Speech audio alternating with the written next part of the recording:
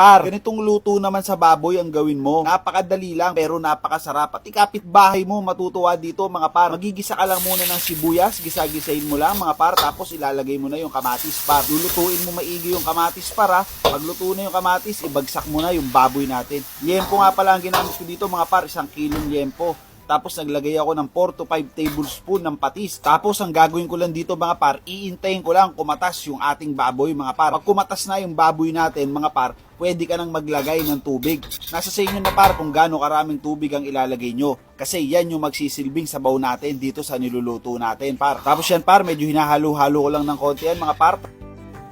Tapos naglagay ako ng paminta at saka 1 pirasong pork cubes mga par. Hinalo-halo ko lang ulit. Sobrang importante ng pork cubes dito mga par kasi yan yung magbibigay ng mas masarap na lasa dito sa niluluto natin.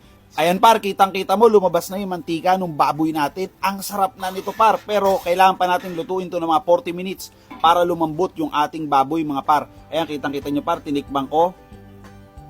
Ang sarap na. Par, ngayon ilalagay ko na yung patatas natin. Lulutuin lang natin to ng mga ilang minutes. Tapos pag luto na yung patatas natin mga par, ilalagay ko naman tong ating pechay par. Tapos naglagay din ako ng mga sili. Okay na par, finished product na to. Sobrang solid ng luto na to par. Kung nagustuhan mo tong luto na to par, huwag mo namang kalimutang i-like at i-share itong video na to.